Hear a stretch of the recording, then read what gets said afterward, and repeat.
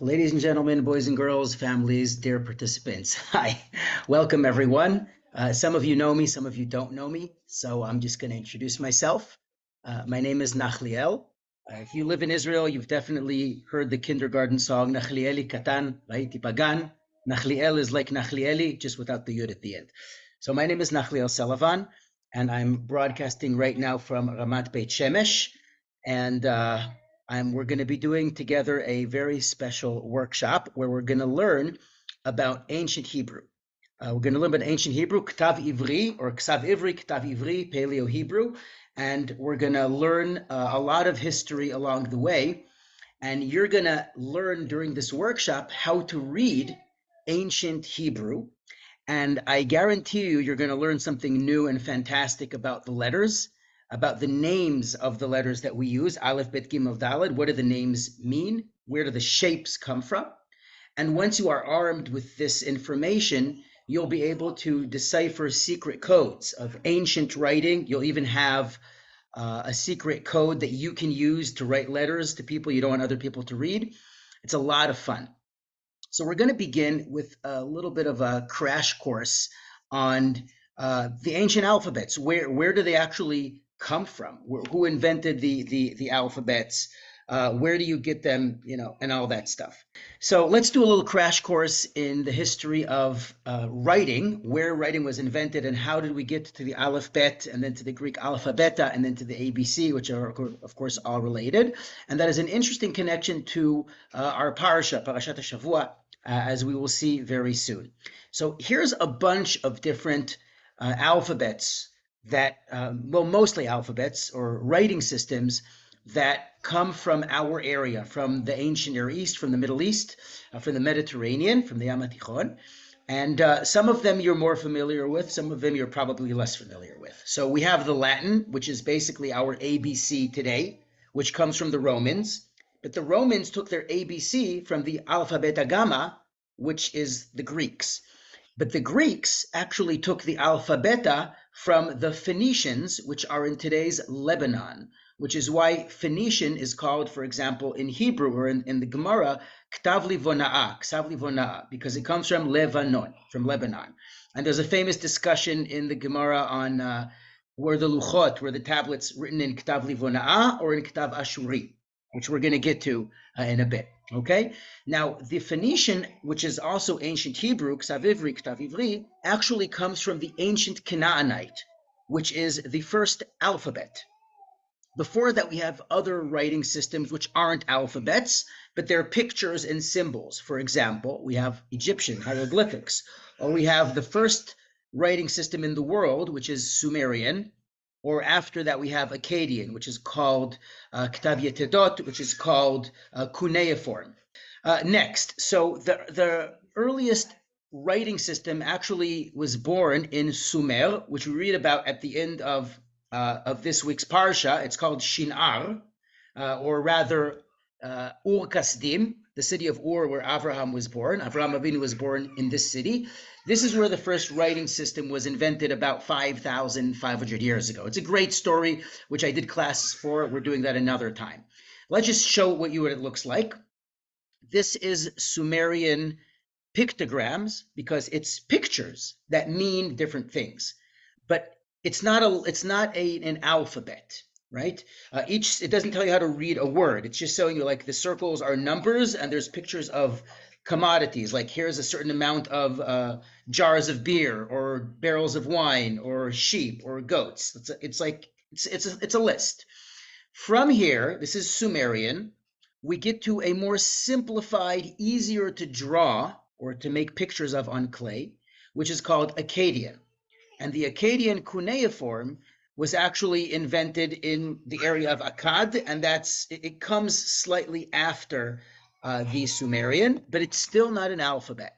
But it's a Semitic language. It's similar to Aramaic and to Hebrew and to Arabic. It's similar, okay? But the writing is a different writing.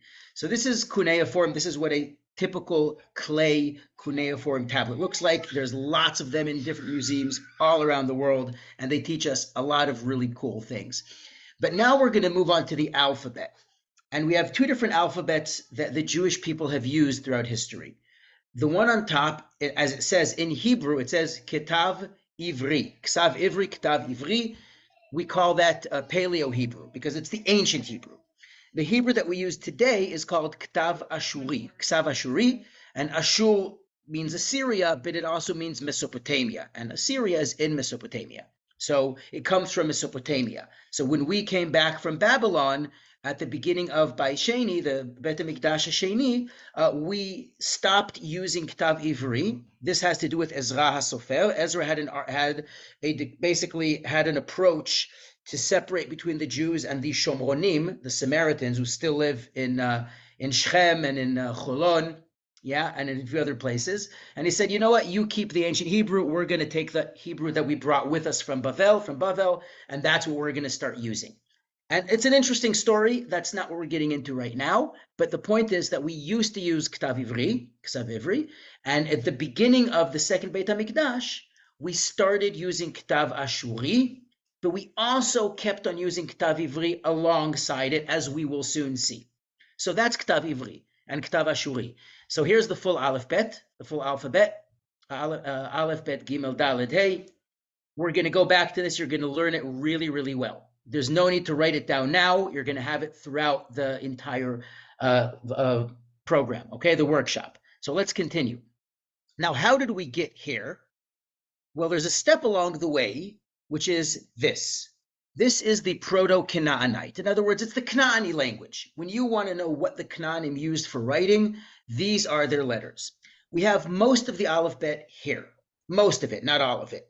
Sometimes it's the same letter, but they drew it in different ways. Now, we're gonna over the next 10, maybe 15 minutes, I think, we're gonna study most of these, and I'm gonna arm you with this weapon that's gonna allow you to understand not only ancient Hebrew, but other languages as well.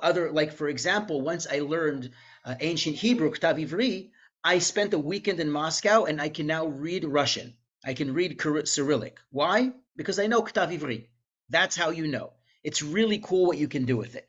Okay, so let's begin by breaking this up into categories and to understand why they came up with this writing system, which is the first alphabet. This is actually ancient alphabet, right? Let me show you how. So let's begin.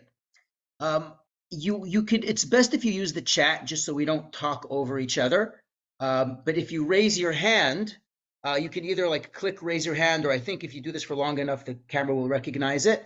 I'll let you speak, okay? But that way it just stays orderly and organized because there's a lot of people, okay? Use the chat to answer questions. What do at least 2 or 3 of these, if you don't know what all of them are, what do they have in common? Before we tell you what they are. Yeah, go ahead, Dayan. You should be able to open your here. Yeah. The Aleph, it's because it's a shoe. It's a show. It's an animal, right? And what else? I'm not asking you to guess which letter it is yet. I'm asking you, what are these pictures of? So I see here. You can use the chat to write. I'm reading the chat all the time. No, you did good. And the fish. Ma yesh lem b'mishutaf. What are they all? They are all examples of. I see some people answered the question. That's good. Use the chat. I'm looking at the answers coming in. Good. It's the ball, the bird, the fish, and the snake. What are they all? They are all what? Creatures. Animals. Creatures is correct, but usually the word we usually use is animals. That's fine. All right. So good. I'm seeing also in the chat lots of people are answering, so keep it up. So let's give you a little bit of a background about why they did this. So let's say you wanted to now write I owe you 5 bulls, and you're going to give me 10 sheep. I have to come up with a picture for the number, or just make 3 pictures of bulls, and then 10 pictures of sheep. It gets really complicated, and then you have to memorize all these different shapes, like in Chinese or Japanese or in hieroglyphics. There are thousands of shapes. It takes a very long time to learn a language, to learn the letters. So the ancient Canaanites had a brilliant idea, which is, why not make a shape for each sound that we have in the language? And that means you only need as many pictures as you have sounds. And we know how many pictures there were in the Canaanite language, 22. Now, in modern Hebrew, we don't pronounce things properly. We don't always know the difference between a kof and a chaf, or between a chet, if you're Ashkenazi, and a chaf, or a taf and a tet. But the truth is that there are differences, and we'll see them, okay? There are differences. Sometimes you hear it in other languages, all right? So like het and chet, right? Kuf, the ancient kuf sounds something between a kuf and an aleph, like kof, okay? But we'll get to that later. So let's now take a look at these animals, okay? The one on the top is a bull, but the way you count bulls is like, I'm going to show you this picture. So let's say I want to say I have 10 cows, okay? So in Hebrew, we actually say this. We say Sfirat Rashim, or in English, a head count. The way you say a head count of bulls in ancient Canaanite is Aleph Bakar. That's the word Aleph.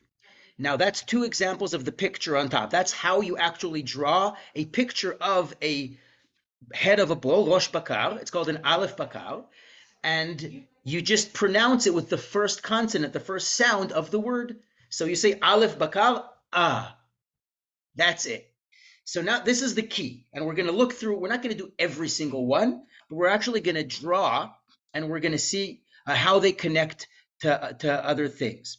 Okay, so let's begin. I'm going to draw on our beautiful blackboard here. I'm going to use red. So this is a head of a bull. Now this is the letter Aleph, right? It's an Aleph Bakal. Here's how you write it. Gradually they made the picture easier to draw. They did this. Can you see how this is the letter A? Isn't that cool? Now, if you just play around with it, you'll get the hang of this.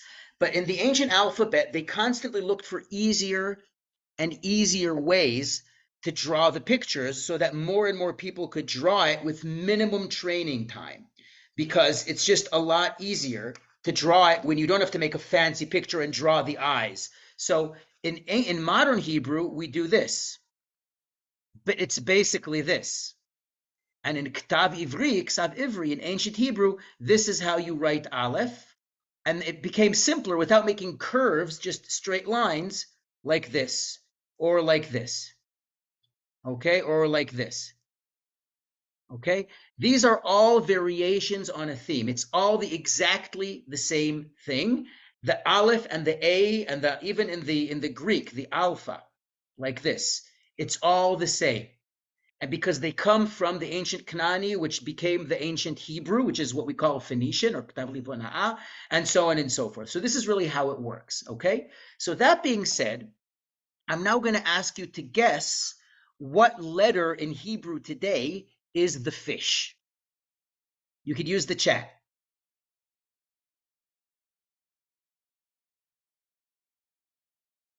You could also write the English letter. They're both correct.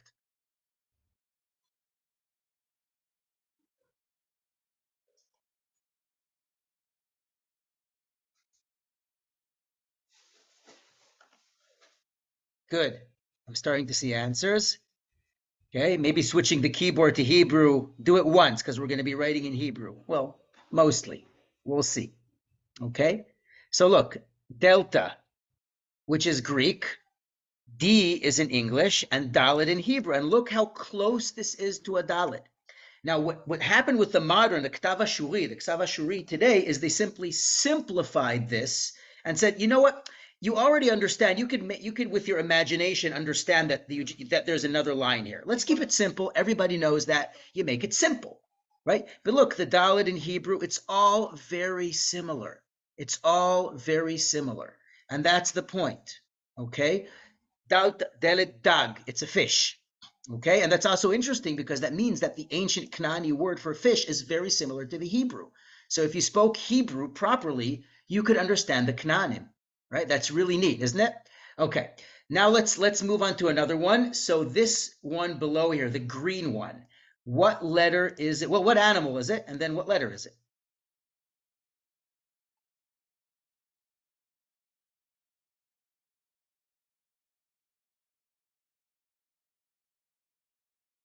Good, good. I'm seeing answers coming in. Very good. Right. Now you have to say the word for the animal in Hebrew because that's the language. And then you could change that into the English. Okay? Good. So I'm seeing a bunch of you are answering, and the correct answer is indeed nachash, snake, and this is a picture of a snake. So they just would draw a picture of a snake, and you knew to read it n, because nachash.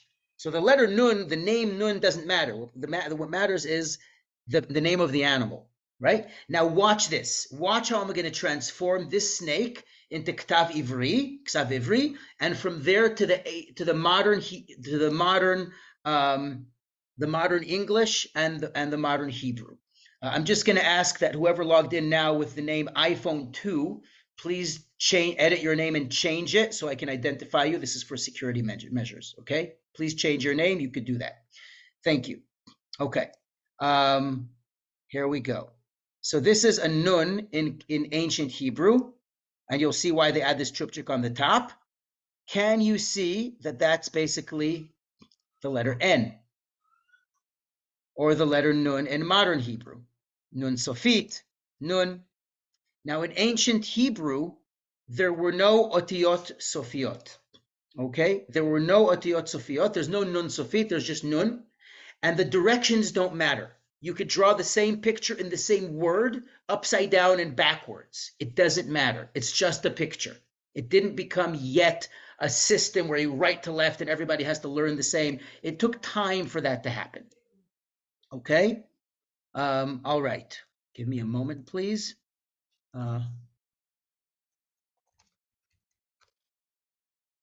Okay. So let's take a look at the, now this little shape over here, this is a gimel. It looks like a gamal or a gibenet, a hunchback. I'm just leaving that there right now. I'm not getting into that. Okay? Okay. Besedo. So let's move on. I'm going to just clear the blackboard and let's move on to the next one. So we did animals. Now let's look at all of these pictures from ancient Kanani. What do they all have in common? They are all, or at least most of them. If you figured out 3 of them, you can be sure the rest fit into that category, and we'll see how. What do they have in common?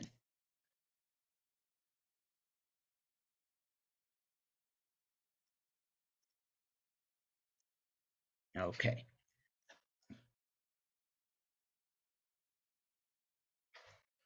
Okay, good. Good, good, good, good. I'm seeing already six answers that are correct. Body parts, parts of the human body. Now remember, these are all things that people all know. It can't be something strange that nobody will know because you want people to understand how to read, right? So here's the really fun one. We're not going to do every single one at length. We're going to do the main ones and then figure it out. So let's start from the top right, okay? We're going to draw as we go. So the top right, which is this one, okay? What do you call this body part in Hebrew? That's the letter. Now it's a head, right? And the way you say head in Hebrew is rosh. So that would be the letter resh. You catch the gist, okay?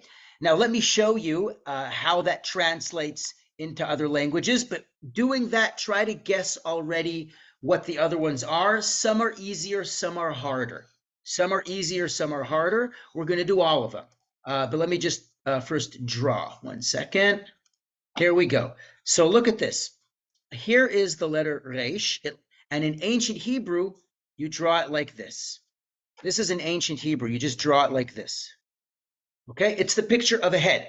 Now, when I told you that I spent a weekend in Moscow and I learned how to read ancient Hebrew, how to read Cyrillic, that's because this is how you write R in Russian. We've turned it into a P in English, but in other languages, and that includes also Greek, it still stayed the same. We didn't add a little thing to it, but this is a rosh. It's a head. And in ancient Hebrew, you write it like this. In modern Hebrew, you write it like this. It's the same. Okay? That's really cool. Okay, when you see that. In Arabic, you actually write it like this. Okay, so it's kind of flipped. Now the next, so that's the letter Reish. The next one, of course, as you already got correct. This is an I. It's an Ayin. Okay, here's an I. I'm drawing an I a little bit sloppily. So boom, we have our I in modern Hebrew today. See that? That's also how you write it in Arabic, like that. And in English, it's the letter O. And sometimes they would actually draw it like this. 2 eyes with dots, or one like this, one like that. It was very flexible. You could draw it any way you want. Okay, as long as people understood it's an I. The next one is a little more difficult, so I'm going to skip that first. Let's do the easy ones first. Okay, let's do the top left. What body part is this?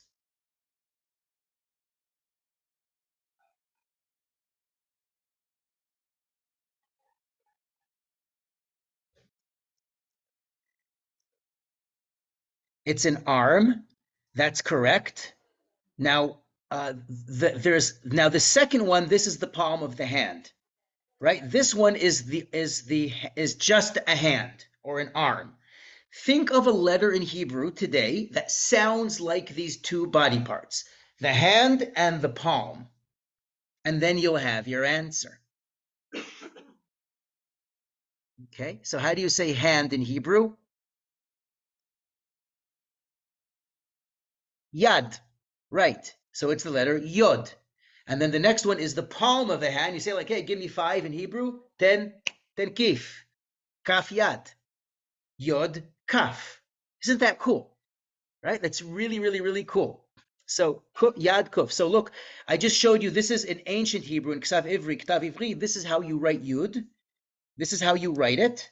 It gradually became the tiny Yud that we have today, but it's also the letter Y, Yad. Now in English, nobody knows why, pun intended, but you know that it comes from Hebrew. It's simply a Yad, right? Now the palm of the hand, this is how you write Kaf. I'm going to switch colors just so that we're not confusing. I'm going to switch to red.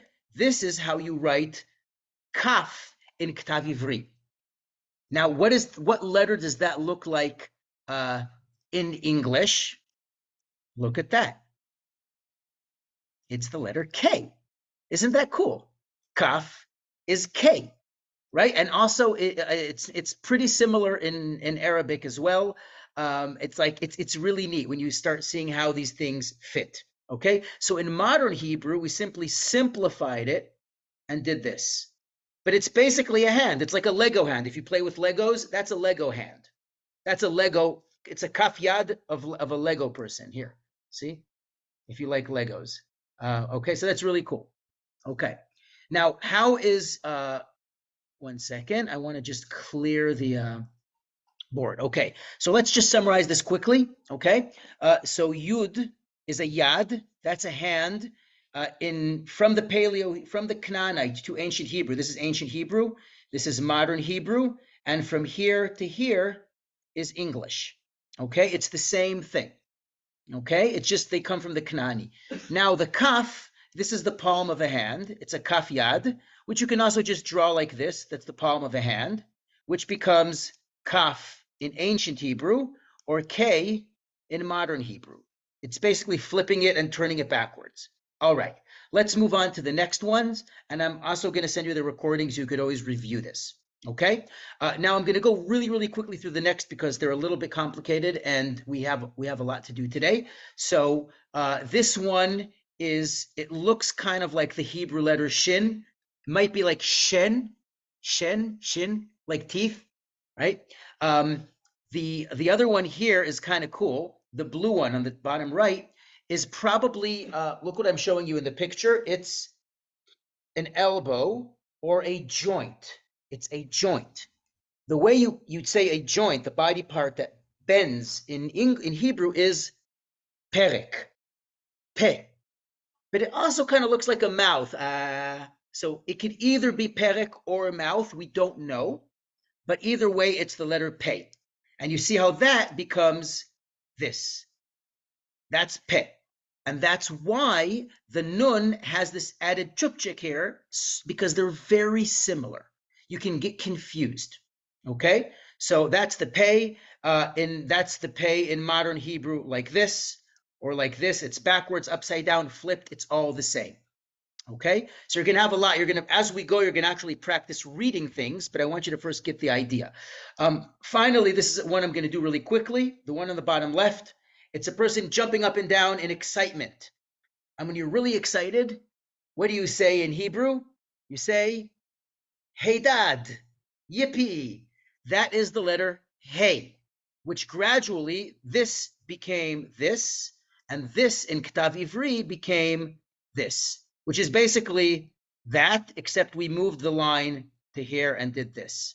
So you need to be a little bit creative, but at the end of the day, this is hey, okay? And that ends up becoming hey, like this, okay? Now let's move along to the next one because we got lots to do. So our final part, we went from animals to body parts to things that you deal with in daily life, tools, or things that have to do with the farm, right? So we're going to see some of these quickly. Some of them we're going to spend a little more time, but they're a lot of fun. Okay, so let's start with the easy ones, okay? Watch this. This one over here, I'm going to switch to blue. This. It's this one and this one. They're both the same thing, okay? It's a picture of something that you live in.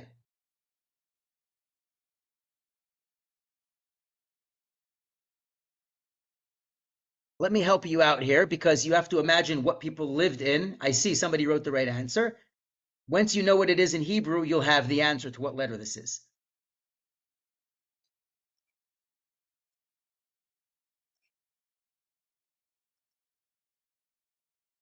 That's it. Today you would draw it like this because there's a door, right, and all that stuff. But yes, that's correct. It is a bite. It's the letter bet. Isn't that neat? It's the letter bet. So let's see how this all adds up. Okay. Bet is a bite, and in ancient Hebrew, I'm going to overlap this house so you really see it in a different color. That's going to really help. Let's do red. This is how you write. Oh, sorry, I meant to do this. Draw. This is how you write bet in ancient Hebrew, like that. That's how you write bet in ancient Hebrew. Now, flip it upside down, turn it backwards, you have B. Or you can even add that if you want to. Okay, let's take this to modern Hebrew. That's it. It's a house. It's a bite, right? So that's really cool. Let's do the next one. This one is a more difficult one. This is actually a room. It's a room. Yeah, very good. Also in the beta, it's the letter beta. This is a room, right? So that instead of a picture of like an entrance going into a house, the way you say room is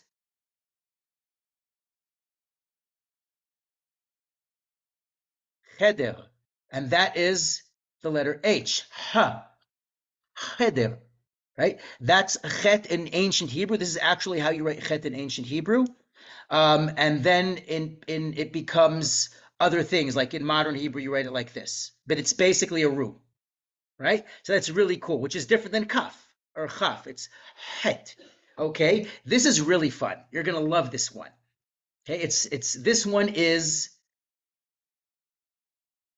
ha. The chet sound is actually closer to an H. It's not hey, it's het. I'm sure you've heard a Sephardic pronunciation, het. Okay, I'm responding to questions in the chat. Okay, so this is water. And how do you say water in Hebrew? Maim. Mem. Mem. This is all mem. In ancient Arabic, in Arabic, this is how you write mem. This is also our mem sofit. It's basically all the same thing. It's just made it simpler. Isn't that cool? Now watch this. This is why we have three letters that are very similar. We have nun, we have pei, we have gimel. It's confusing. We have daled, bet. These are similar letters, and then mem. These can be confusing, and that's all right. You'll see that as we go. Okay, let's do a few more. Okay, some of them I'm gonna do really, really quickly, like this one. This one, you can already see what letter it is in English. It looks like the letter X, but it's actually not the letter X. The X is a Greek invention. It's a taf. Now, the word tav literally means to mark something, right? It means to mark something. X marks the spot. So I'm just making a mark. Now you can see how that becomes a taf. It's very straightforward how that's a taf. It's also a T, right? So it's a mark. So this is in Ktav Ivri. This is how you write T, right? A taf. This is how you write it. Taf is written like this, okay? This is how you write the word bite, for example, okay? Like that. So that's really neat. I'm going to show you quickly, like this is the letter Tet. I didn't even bother teaching that one. We can't do all of them now, okay? Now here's a really fun one. This is a hook. It's a hook that you use to hang things. You could also draw it like this in Ktav Ivri or like this. How do you say hook in Hebrew? Good, correct. Good answers. Very good. Good. Vav, like we have in the Mishkan. In the Mishkan, vavim la'amudim, hooks to hold the beams together. It's a vav. This is a vav in ancient Hebrew because it's like an ancient hook, right? This is in modern Hebrew. This is in Aramaic. This is in Ktav Ivri, and that is similar to the English letter F. Now, it's very interesting because if you've ever heard, Arabs don't have the letter Vav. In Arabic, you cannot say anything with a Vav in it. They will pronounce it F. It's really interesting. There's some letters that in Arabic they don't pronounce, and here you have a hint to what it used to be. There's F, okay? So that's really cool. So let's get on with it. Okay, so that's a hook. Now let's do the fun ones. What am I missing here? We did Mayim, we did Cheder. Let's do these two quickly, and then we'll do the two last ones for today, and then we'll get on to practicing. Okay, so this one looks like a little tzemach. Good, tzemach is correct. So that would be the letter. Look at that. See how that's very similar? In Ktav Ivri, the way you write tzaddik is like this. It's like a plant. See, there's the ground, here's the ground, and there's this plant coming out. Now, they just made it sideways. I guess it gives you some more space to write. That's a tzaddik. That's it. Now you can add that. It makes it nice. You could do this. It's pretty much, it's the same thing, right? That's really cool. Okay. Now, so that's a tzemach. This one is really neat. This is two hands. When you take somebody to jail, you put on them azikim or zikim. So in Ktav Ivri, this is how you write that letter. Okay, you see that? That is like the English letter Z. It's basically the same thing, or sign. We just made it simpler, right? And then you can do this. This is the letter Zayin. It's azikim. It's handcuffs. It's really neat. For our last two, really, really fun ones, and then we're going to get on with, we're going to go on to actually practicing, okay? And we can go till 4 o'clock, but we could even go to 4:15. It's really up to you. Can have a lot of fun. Okay, so look, the top left one, what exactly is that thing? I'm going to show it to you, and then we're going to figure out what it is, okay? And then we're going to do the second one. So first of all, this one, okay? We've gone back to our bull, but now we're talking about the stick or the whip in the farmer's hand, like in this picture, or in this ancient Egyptian wooden model, which is about 4,000 years old, where you see an Egyptian holding a stick in his hand. The goal of the stick is to teach the bulls what direction to pull the plow. Now, to teach in Hebrew is to lamed, le-lamed. In Hebrew, this is called a malmad habakar. It teaches the bakar where to go. Lamed, bakar. Now that you know that, here's just 3 different possibilities of how to draw that picture. Let's see how all the letters are related to each other. So let's start. I'm going to draw in pink because we haven't done that yet. See that? Let's just flip it around, and here is L. How about modern Hebrew? Lamed, or just let's make it a little bit, here we go, Ktav Ashuri. So the way to write Lamed in Ktav Ivri, and you're going to see that a lot now, is like this. This is how you write Lamed. It looks like the letter L. It's not the modern Tet, which is a shortening of this, which then became this, which then became that. It's not the same thing. Okay? So this is a Lamed Bakar. It's a bullwhip or something like that. Now, here's the interesting thing. The last one that we're doing today, and then we're going to start practicing, is the one here on right below the Lamed. Right below the letter Lamed is this thing. What is it? What do you think? You can start by maybe guessing what it's a shape of, this thing over here. What is it? Somebody wrote here, it's a rock. It's not a rock. It's something that you use. I'll give you a clue. It's usually women who use it. It was used in the Mishkan. It was used. Tuba. I like that. Let me show you. Look. It's for weaving, and it is an ancient tool, which today we have finer ones and easier ones to use. Okay, it's a kind of loom, okay, but it's actually a needle.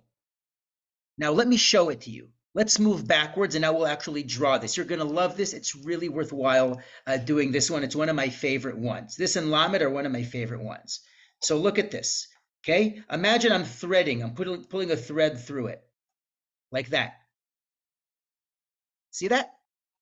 This is called a needle, except in ancient times, the needle was much bigger. And the way you call the whole of the needle, who knows what the whole of the needle is called in Hebrew? Let me show you how we drew it in Ktav Ivri, and then you'll know. That becomes this, and that becomes this.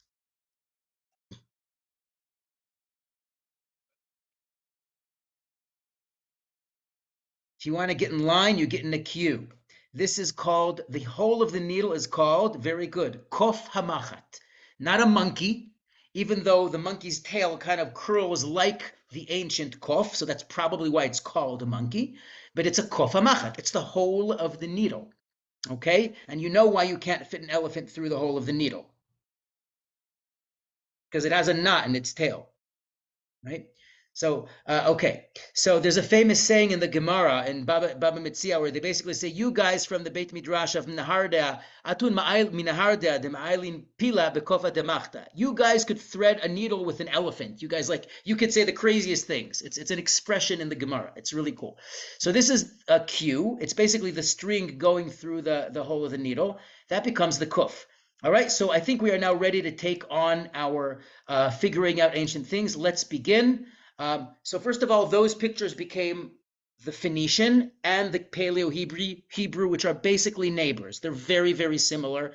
So on the left, we have Phoenician, or Ktav Livona'ah, which is Aleph, Bet, Gimel, Dalet, Hey, Vav, Zayin, Chet. You see those? And on the right, we have Ktav Ivri, Aleph, Bet, Gimel, Dalet, Hey, Vav, Zayin. That's all I was able to fit on. It's a picture I took. I have this huge chart at home of all of them. So I'm going to put this on the sides of every single practice sheet that we have so that you can practice, and let's get cranking, okay? So here is a Hanukkah menorah it's in the Israel Museum, and it was made by the Bezalel Art School in Jerusalem 100 years ago, more than 100 years ago.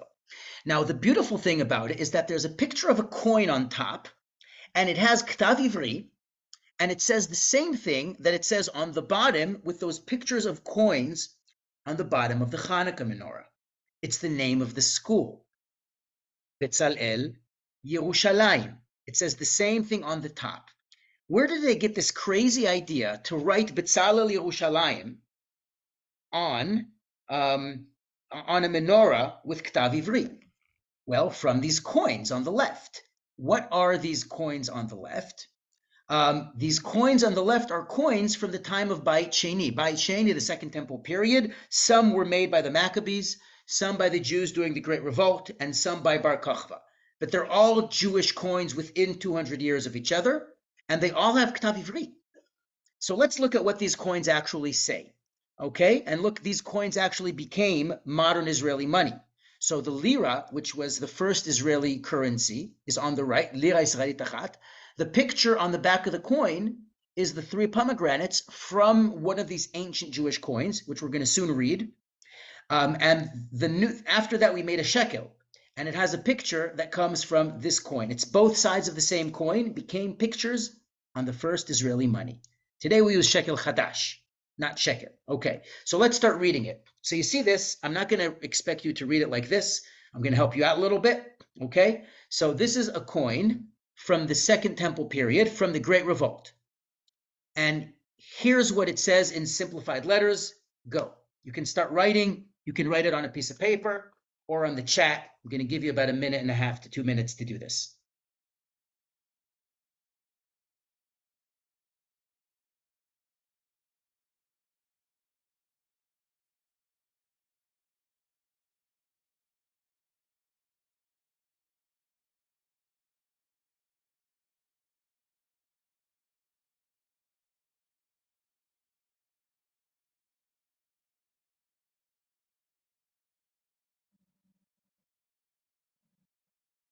Okay, let's see what you got. If you wrote it on a piece of paper, you can also hold it up to the camera.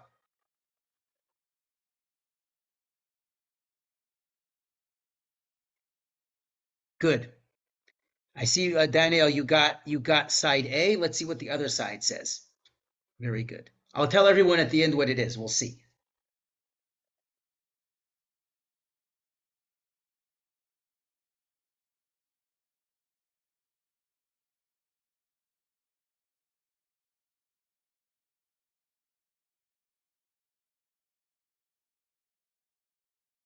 All right. Anybody want to show me something that they wrote, maybe? Okay. 1 second, Elisheva. Oh, just hold it up close. Hi, Heyman. Oh, you just copied what it says. I was going to wonder if you could translate it so you can read what it says. That's what I meant. That's what I meant. But it's good that you're copying it. It's excellent to practice. Okay, good. Good. I'm seeing good answers. Let's give you 10 more seconds, and then I'll show you the answer. Beep, beep, beep, beep, beep, beep, beep. Good. I'm seeing good answers. And here we go. Here's what it says. So see how many of them you got correctly and how many of them, like, for example, some people switch the tzaddik and the mem, it's just flipped, right? So the first one says Yerushalayim HaKdosha, and on the other side, Chetzi HaShekel. Now, we all know why that's important, the Machzit HaShekel, Machatzit HaShekel. This is an actual silver Machzit HaShekel used in the temple, and it says Shin Gimel, which means year 3 of the Great Revolt. So the first year that we rebelled against the Romans and kicked them out and started bringing our own, using our own coins, we just wrote Aleph. Then it became Shana, Shin Bet, Shin Gimel, Shin Daled, and Shin Hey. And after that, the Beit HaMikdash was destroyed. So there isn't anything beyond Shin Hey. Let's see another one. Ready? This is a very similar one. The right side is exactly the same. What's different is what it says on the left side. I just made it simpler for you. Okay, here. So just get the second side.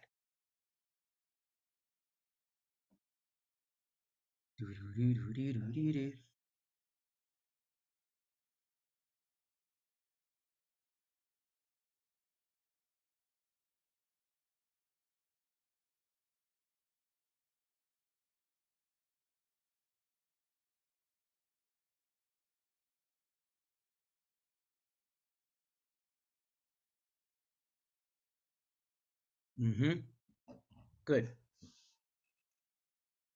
So yes, that's correct. It's Shin Gimel. It's also year 3, but it's a different currency, right? It's a different amount, right? Instead of Chetzi HaShekel, Shekel Yisrael. And now let's see how that all connects. Remember that we have, one second. Remember this picture? Where did we get the idea to call our money shekel? This is how we got our, it's from the actual picture. That's what it says. Here, take a look. Here it is. It's the exact same thing. That's really cool. It just says shekel Israel. Shekel, oh my gosh. Shekel Israel. Okay. Renee, I'm enjoying your comments, but it's not for everyone. Okay. So let's see another, we're going to see another one. Okay. This is a Bar Kokhba coin, which is 60 something years after the Khurban. Okay. There's a picture of the Beit HaMikdash on the left with something in the middle. We could debate what it is. And on the right, there's a lulav and etrog. Okay. But what does it actually say? Now remember that in Ktav Ivri, there's no sofiot. So you have to figure out, is it the end of a word, is it not?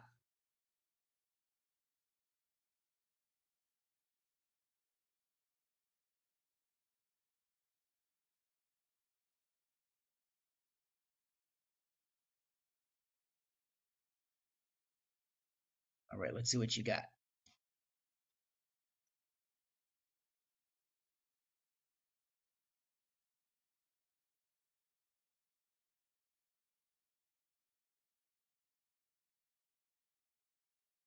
Good, good. I see you got the right side correct. Seeing answers pouring in. Remember, there's no sofit, so you have to switch it to a sofit in modern Hebrew. But in ancient Hebrew, there was no sofiot.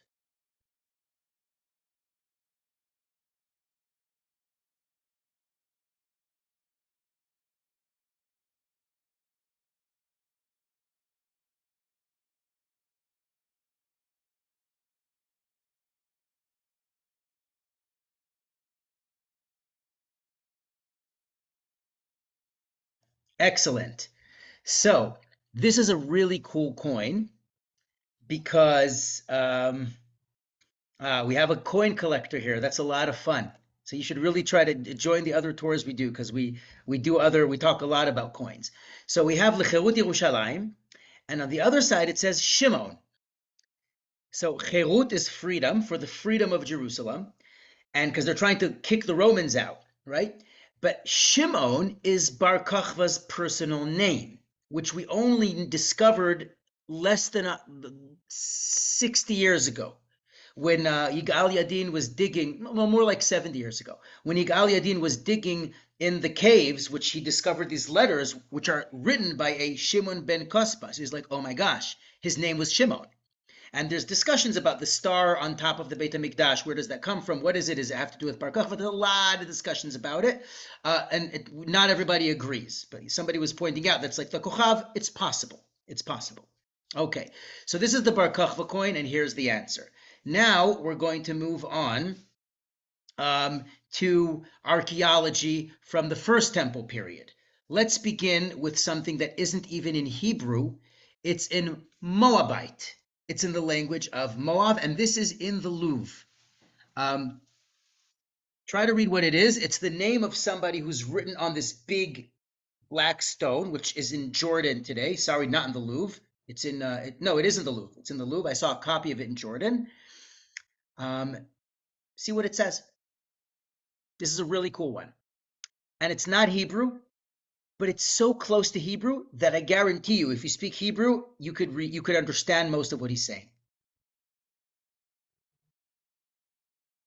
And there's no nekudot, so how to pronounce it you have to figure out.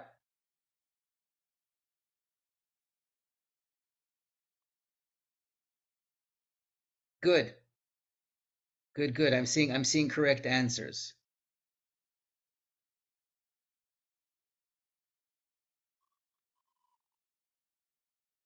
All right. Almost. It's a shin, it's not a samach.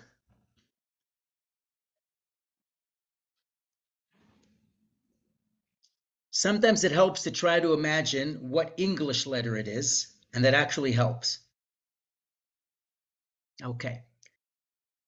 Okay, we got a bunch to do, so I'm going to give you the answer and wait for it. Here it is. Mesha Melech Moav.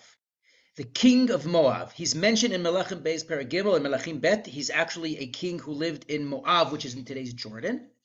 And we know a little bit about him. And in this stela, which is the stone, which is called the Mesha stone in the Louvre today in Paris, he tells a story which complements a story we read about in Melachim Bet Perek Gimel. So we know about this guy. He calls himself Mesha ben Kemosh Melech Moab HaDibni. He comes from Dibon. Right, so we know the city, and he mentions some of the Shvatim. He mentions Gad or Uven. It's really cool. It's a famous story. Okay, move on to the next one. This is a seal stone. It's from the ring. It's a stone from the ring of an archer in the Jewish army 2,600 years ago in Malchut Yehuda. Malchus Yehuda. This is a Jewish archer in the Jewish army, and it's backwards, because you're going to stamp onto a piece of clay onto a letter. So I flipped it for you. This is from the Israel Museum. It's there today. What was his name? The rings that are used for signing always start with a lamed, belonging to, le something. They're always going to start with the lamed.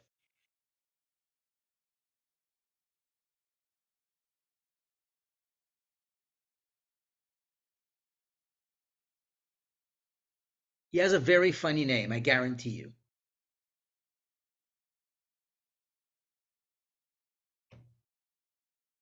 Good. Now remember this, it starts with a lamed, correct. So the answer is le chagav, belonging to chagav. And chagav in modern Hebrew is a grasshopper. If you think that's a funny name, you know that today we also name people after animals, but usually like bigger animals, stronger animals, like you're going to call somebody Tzvi, Dov, Ze'ev, Aryeh, right? You don't really call people like Nachash, but people used to. And we'll see other names as well. So this was Chagav. He's basically Hawkeye, except instead of Hawkeye, we call him grasshopper, like hops from rooftop to rooftop and shoots. Okay. Let's see another one. This is a very famous one, also in the Israel Museum. And it was actually written in Aramaic, not in Hebrew. This is one of the most important archaeological finds in Jewish history. And I'm just highlighting the two words that are highlighted in white here on the block. There's much more written.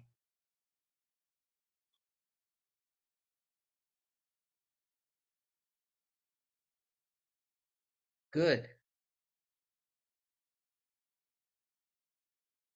Good. Close. It's not David HaMelech. It's not Melech David. It's right. Correct. The answer is Beit David. Beit David. Now, the background of this is a story that actually shows up in Melachim, in Sefer Melachim, which is about Chazael Melech Aram. Aram today, Aram Damascus is in Syria, Damascus, Syria of today. Aram was a mortal enemy of the Jews, and he actually fought against Achaziyahu, the son of Yehoram, Melech Yehuda, and also Yehoram ben Achav, Melech Israel, and he claims that he's the one who killed them.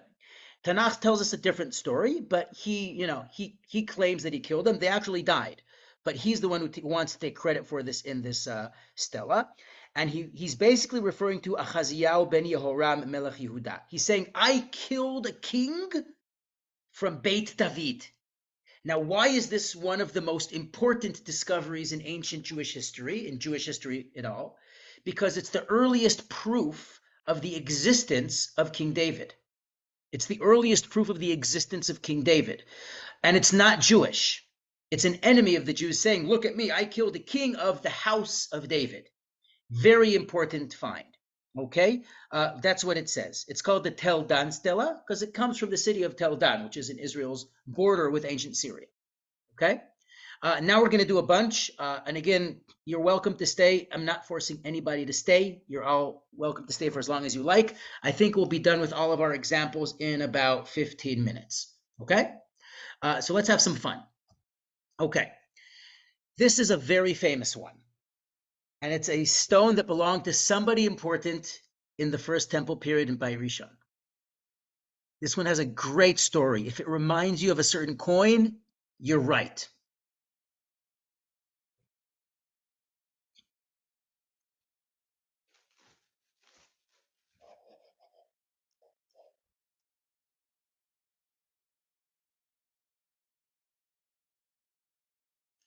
The picture doesn't have anything to do with the name of the person. It's just decorative. And just in case you were wondering. Sometimes it does, sometimes it doesn't. Very often it's just decorative. I've seen one that has a chicken on it. A rooster. Like, okay, whatever. And the guy's name wasn't Chicken.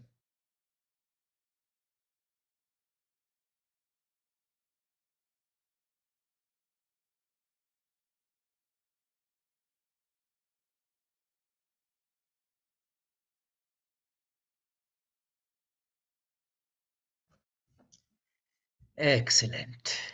Excellent answers. Give you guys another few seconds. Good. Good, Jacob, Tani, Yoni, Daniel, all good answers. So, excellent. Excellent, Lavi, Danielle, very good. Danielle, I understood. You don't have to correct that typo. I definitely understood. So the name is, let's switch it now to Hebrew. Le Ma'adana Bat HaMelech. Wow, we found the stone of the ring of a royal woman from Malchus Yehuda, from Malchut Yehuda, Beit Rishon. Except, and then they made this into a coin, by the way. See that? I'm sure you've seen the half shekel coin. Except that after they made this coin, the most embarrassing thing happened. They discovered that it was a fake. This was a fake. There's a lot of fakes on the market, and that usually happens when somebody just sells it to you and says, look, I found this antique, and you don't know where it came from, because it wasn't found in an archaeological dig. It was just found. Okay? It was just found on the black market or on the antiques market. So every once in a while you discover, oh, this has to be a fake. It's a great story. If you Google the half shekel fake or Ma'adana Bat HaMelech on Google, you will find this information. And I'm going to add it into the details of the YouTube video I'm going to share later after I've edited this recording. Okay, so that's the cool story. So it's based on a fake, but they hushed it really quickly because it was really embarrassing. So they just shut it up. Yeah, you have a half shekel there. That's great. Every one of the coins in Israel is based on archaeology. Every single one. So it's really cool. Now, the harp is actually one of the ways they discovered that this is a fake, is that an expert on ancient musical instruments figured out that this instrument didn't exist at the time of Beit Rishon. That's how he knew it was a fake. That's what helped him figure it out. Of course, they confirmed it later, but it's really cool. Okay, let's take a couple more examples of people's names. This was found in Ir David, in City of David. You can actually get a copy of it at the gift shop, and it's currently in the Israel Museum. This is a guy whose name you know from Tanakh, and his father had a funnier name than Chagav.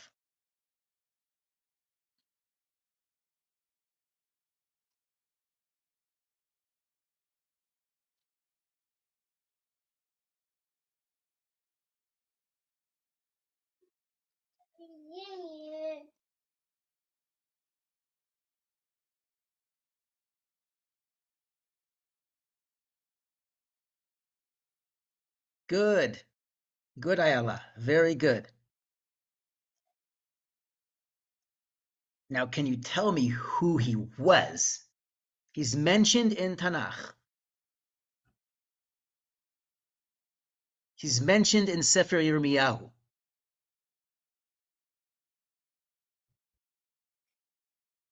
Now remember, there's no Sofiot, so you have to add the Sofiot in modern Hebrew. Very good. So that is correct. Very good. You're really catching on, everyone. Kol hakavod. You're really getting the hang of this. The Gemariyahu ben Shaphan. Gemariyahu ben Shaphan was the sofer, the scribe, in the time of Yehoiakim, who was the third to last king of Yehuda. He's the scribe. He's the good guy. in the time of Yirmiyahu. So and his father's name is Shaphan, which is a hair, not this kind of hair, which I don't have, but a hair like a shafan, or in Hebrew. Okay, let's see another one. We're going to do 2 more of these, and then we'll see 2 other kinds of artifacts. Well, maybe 3. We'll see. At this point, the question is, can you do it without the help on the sides? Are you catching the hang of this?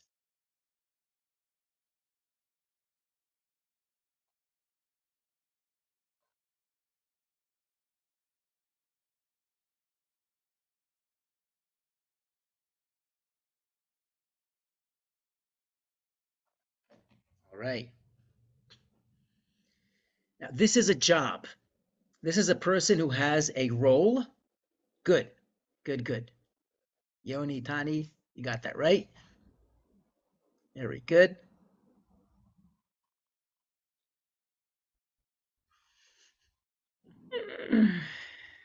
Good.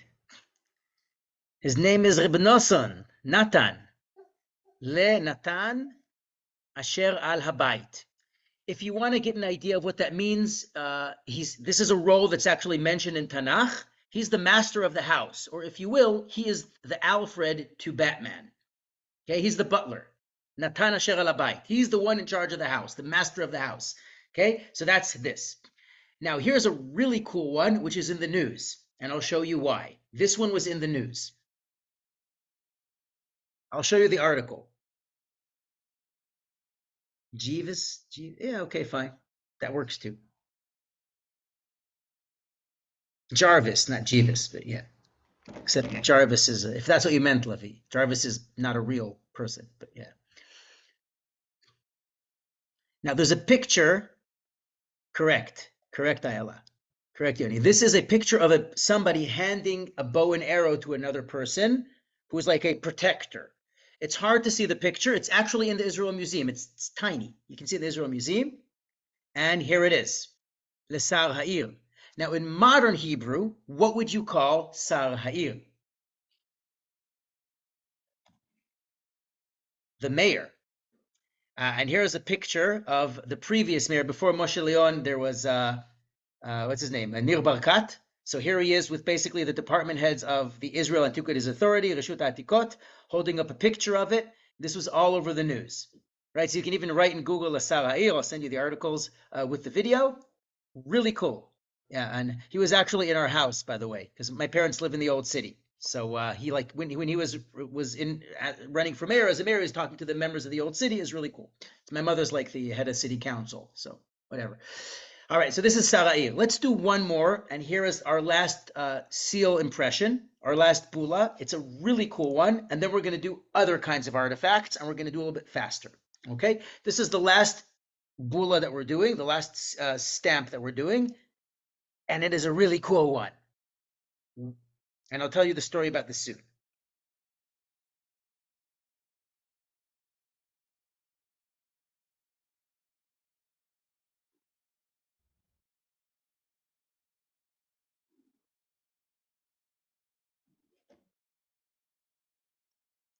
You're going to love this one.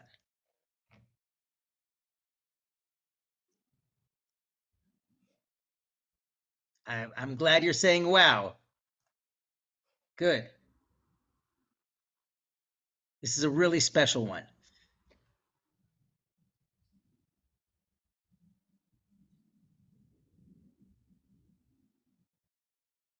Good. Excellent, Ayala. Yeah, good, Rene Levy. I'll tell you where this was found in a moment. There's a great story behind it. Okay? So now, I'm sure you've been to the Chizkiyahu's water tunnels in the old city, or you've seen the broad wall that he built in the old city. That was built by King Chizkiyahu. This is something stamped by his ring. And it says his name, Chizkiyahu, whose father was Achaz. So everybody knows Chizkiyahu ben Achaz, Melech Yehuda. Now there's 2 Egyptian symbols on this ring. One of them is the golden snitch from the Quidditch game, or it's actually the winged sun disk, which is a symbol of health, and the Ankh, which is that looks like a kind of like a scepter with a loop on the top. like the name Tutankhamun. King Tut is Tutankhamun. Ankh means life. Tutankhamun actually means the god Amun gave me life. Tutankhamun. Like Latet, Natan, Tut. It's really cool, like there's similarities in the languages. So these are symbols which have to do with Chizkiyahu's healing, being healthy after he was sick. It's a famous story. Chizkiyahu, Melech Yehuda, Shlita, yes. That's very funny. I love that. This is how you write Shlita in ancient Egyptians. I love that. I'm going to steal that. Thank you, Levi. I love that. Chizkiyahu Chaz Melech Yehuda. Okay. Now the story. This was actually there's a few of them that were found on the antiques market, but nobody knows where they came from. So nobody believed it was real. So the one in the Israel Museum is from the Jesselson collection, but Eilat Mazar, I think it was 2015, in the year 2015, she found one right outside Shara Ashpot, right on top of Ir David, outside the Dung Gate, next to the Kotel, in a real archaeological dig. And that's how they knew that this one is for real, even though they don't know where it was found, but they found one right next to the Kotel in a dig. So they know that it was real, because there's a lot of fakes out there. So only 7 years ago, it was authenticated as for real, and one of them is in the Israel Museum, and you can see it, okay? So this is Chizkiyahu. Now, we're done with Bullae. This is called a bulla. Okay, it's a stamp. We're going to go on now to things from the time of Chizkiyahu, and then we'll see two other things, including the oldest Hebrew calendar in the world that was found in Israel from 2,900 years ago. If you want to stick around, it's fine. If not, if you have to go, that's also totally fine. I'm going to send you the recording anyway, okay? So let's get on with it. These are all jugs, jar handles, that were found all over the country, dated to Chizkiyahu's time, with pictures of winged beetles on them, and they all say the word on the top here. They all say the same word. Now I'm stepping it up a little bit. I'm letting you use your knowledge without giving you the letters. Okay? And every one of these that was found has this picture on top, and then below it will have either one of these four. It will either have this, it will either have this, or it will have this, or it will have this, or it will have this. It's always going to have the top one and then one of those on the bottom. Okay? Okay, good. I'm seeing answers. So the first word, right, Lamelech. Very good. And you can see pictures of it from here. This is from the Harvard Semitic Museum from Boston. So I was there a few years ago. So you see there's like a beetle or the winged sun disk, the snitch, Lamelech Shlita.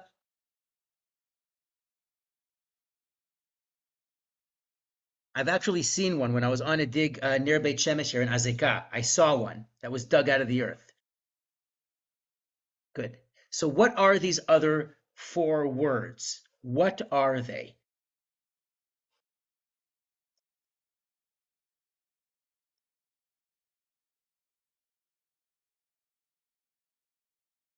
All right, you ready for the answers? I'll give you another minute. If you figure out the bottom one, that's the best one. That's the most famous one.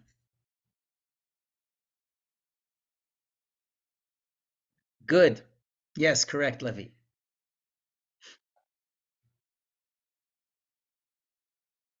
Good. Now remember, there's no nekudot. Good. So the last one is Chevron, right? Chevron. Now some letters are similar. They can be confusing. Good. Chevron, Zif, and Mamshit, which nobody knows what that is. Like, it's a city, but nobody knows what it is. And one of them is next to Beit Shemesh, Socho. So in the battle of the Plishtim against with Goliath against Shaul, the Plishtim are sitting ben Socho uben Azekah. Okay, and we're going to hear about Azekah later. Socho ben Azekah. So what exactly is this? Let's skip ahead. Here we are. These are all names of cities in Malchus Yehuda and Malchut Yehuda, in the kingdom of Judah. And all of these jars, let me show you the picture. This is one that's been put together in the Israel Museum. These are jars that are used for storage of grain or wine or olive oil or fat. And I see that Levi actually has some of them. I guarantee they don't say lamelech on them, but that's a jug handle. Good. If it said lamelech on it, it would have to be in the museum. Very good. That's the bottom of a jug. Very good. I can't see if it says anything there, though. Okay. Anyways, I also have a bunch of these. And this is a very large jar, which was stamped when it was still wet by the king, telling you that this is taxes that are collected. Now, probably because Chizkiyahu needed money to build the wall, or to dig the tunnels, or to prepare and fortify the cities to the invasion of Sancheriv, the king of Ashur, the king of Assyria, which happened 2,723 years ago. Okay, exactly, right outside my parents' house. So where did he collect all the taxes? In these 4 cities. Now, every single dot on the map here on the left is where we found Lamelech jug handles. We found hundreds of them, hundreds and hundreds of them. Okay, so these are very famous. They're called Lamelech jug handles. Okay, let's move on. We have 2 more interesting things to do. First of all, the oldest Hebrew calendar in the world. It's called the Gezer calendar. And what does that have to do with carrots? Because when you open it up, it goes, yeah. What's up, Doc? In Hebrew, it's called Luach Gezer, like Luach Shana. And it's a lot of fun. So first of all, it's called Gezer because it was simply found in a city called Gezer. And if you look at that city from a drone, it actually looks like a carrot. We don't know if that's why it's called Gezer. There's a nice bike trail there. It's not far. It's like 20 minutes from where I'm sitting right now, maybe half an hour. Okay, so let's see what the Luach Gezer actually looks like. And this is it. It would fit in your hand, and it's written in ancient Hebrew. You can see it's Ktav Ivri, right? And the Gezer calendar is actually in Turkey because it was found in Israel during the Ottoman Empire, but there's a copy of it in the Israel Museum. And here we go. I switched it for you to clear letters. Let's try to read what it says. I want you to notice that there is one word that repeats itself many times here. If you figure out what this is, you've already done most of the decoding.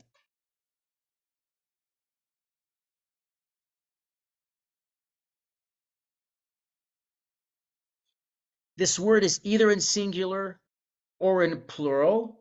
And remember that this is a calendar. It's a calendar. I want you to just figure out this one. Then we'll do the rest. I'll show it to you. We'll discuss it. Good. Good. Notice that there's, yeah, that's right. That's right. Good.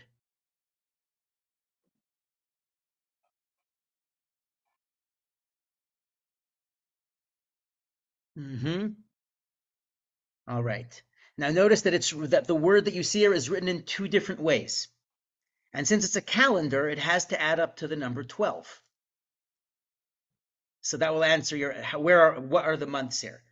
Good. Now let's actually jump ahead. I see that you got the answer. It is Yareach. Let's switch it to modern Hebrew. Okay, make it a little bit easier for us. And I added Nikudot. Okay, look at that. It's a calendar. Now, this is the oldest Hebrew calendar in the world. It's 2,900 years or 3,000. It's like give or take from the time of David HaMelech. Give or take. Okay? It's Jewish, and it's written in Hebrew. And look what it says. Yarcho Asif. Now, Yerach is a month. Yarcho is 2. 2 months of Asif. Which holiday is called Chag HaAsif? And look, there's Seorim, there's Katzir. What's Chag HaKatzir? Like they're all here. So we have 2 months of Asif, which is Sukkot. Yes, Lavi, you want to say something? Okay. Yeah. Okay, so 2 months Chag HaAsif, so that's now, right? The last months to gather, la'asov, everything in the field is Tishrei Cheshvan. Then you have Kislev to start planting things. So that's 2 months, Kislev Tevet, 2 months to plant things, Zera. And then the word Lekesh, which you say every day in the Shema. V'natati mitar artzachem be'ito, Yoreh u'Malkosh. Yoreh is the first rain. Malkosh is the last rains of the season. 2 last months, which is basically Shvat Adar. And then we go into the month of gathering Pishtan, which is flax. Yerach Atzad Pishta is what we call today Chag HaAviv, or Chodesh HaAviv. Then Yerach Ktsir Seorim. We gather Seorim on Nisan, right? On Pesach, Sfirat HaOmer, and then we go on to Chag HaKatsir, which is Shavuot, Nisan Iyar Sivan. 2 months Zemer, Yarcho Zemer, which we say Shesh Shanim Tizra Sadecha v'Shesh Shanim Tizmor Karmecha. Lizmor doesn't mean 2 months of going hallelujah. It means 2 months of pruning your grapes, picking the grapes from the vine. And then the final one is Yerach Ketz. Sounds like kites. But kites is actually another word for not summer, but figs. So it's basically fruit. What do all of the names of the months here have in common? After this, we just have one more thing to do, which is going to be really quick. What do all of these names of the months have in common? You can unmute yourselves if you want to say something. It's faster.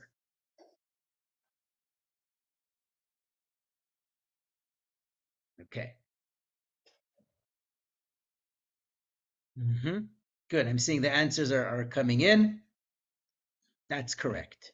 They are all things you do in the field. That's why this calendar starts from Tishrei. It's an agricultural calendar because we finish the year off, we gather everything in Chag HaAsif, and then we move on. That's our Rosh Hashanah, even though there are other Rosh Hashanahs. Okay, this is an agricultural calendar. Now to our final piece, and that's it for today. Let's talk, speaking of Rosh Hashanah, here's a Mishnah from Rosh Hashanah about bonfires. Okay, about bonfires. It's called the Masuot. And this is a Mishnah about how the Kiddush HaChodesh, the new month, was announced from the Beit Din, from the Beit Din in Jerusalem, all the way to Bavel using bonfires. Okay? The bonfires are called Masuot. And this is the Mishnah that says that it started from Har HaMishcha, that's the Mount of Olives, to the Sartaba. This is the Sartaba in the picture. It's basically this really pointy hill, which you see on Kvish HaBik'ah, on the Jordan Valley, Highway 90, if you're going from Yerushalayim up to the Kinneret. You'll see it. It's a nice pointy thing. And it goes all the way to Grafina, Chavran, Beit Biltin, all the way up to Babylon. And in about 2 minutes, you knew when the Rosh Chodesh was.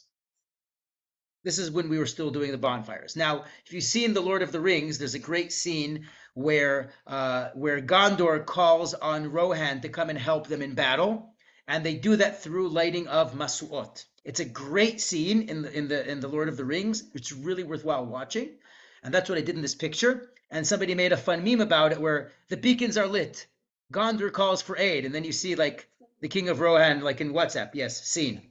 Got it. Okay, now why am I talking about Masuot? Because at the end of the First Temple period, as Nebuchadnezzar is about to destroy Yerushalayim, we have this letter from the city called Lachish, which is about a bit south. It's a little bit more to the south of Israel. The 2 last standing cities fighting against Nebuchadnezzar before Yerushalayim falls, as it says in Yirmiyahu, וחיל מלך בבל נלחמים אל כל ערי יהודה בצורות, אל לכיש ואל עזקה. כי המה נותרו ביהודה ערי מבצר. It's basically saying that the army of Nebuchadnezzar, the king of Babylon, are all over the country, fighting all the fortified cities, and they are fighting Lachish and Azekah, because those are the last standing cities to go before Yerushalayim. Let me translate this for you to make it easier. And we're going to skip through this. It's a lot of blah, blah, blah, blah, blah, okay? But this is called Lachish letter 4. It's in the Israel Museum, and that's just because they cataloged them, and this one was given the number 4. You see the number on the bottom in Roman numeral. It says IV and then 6025. It's just a catalog number. So here's what it says, and I'm just changing the letters. It says exactly this. Yashma Hashem et Adoni ata kayom shmu'otov, which is basically saying, B'siyata dishmaya, bracha v'atzlacha, whatever. V'ata kechol asher shalach Adoni kenasa avdecha. I did whatever my master commanded me. So this is a Jewish soldier sending a message to his commander, to his mefaked. Katavti ala delet kechol shalach Adoni v'chi shalach Adoni blah blah blah blah blah blah blah blah blah blah blah blah blah. You told me to do this, I did this, I did this, I went there, I did that. Side 2, it's written on both sides of the clay, and that's what's on this picture. I sent him first thing in the morning. And I want you to know, המפקד, וידע כי אל מסועות לכיש, the מסועות of לכיש, אנחנו שומרים, ככל האותות אשר נתן אדוני, כי לא נראה את הזקה. המפקד, I need you to know that we are guarding the masuot, the bonfires that are helping us communicate during battle. On Lachish, according to all the signs, but we can't see Azekah. What happened to Azekah? One of the ways to understand this is Azekah just fell to Nebuchadnezzar and we're next. The bonfires are out. It's gone dark. We can no longer see. We're not hearing anything. We're calling Azekah. Nobody's answering the phone. We don't know what's going on. And he sent this message. This is like a message 5 minutes before the destruction. We found a message from the army. It's a very, very moving and powerful archaeological find, which is in the Israel Museum, found here at the gates of Lachish, which you should definitely visit. And when you walk in and you just turn around the main gate, there's a big copy of it, which you can read with the whole history.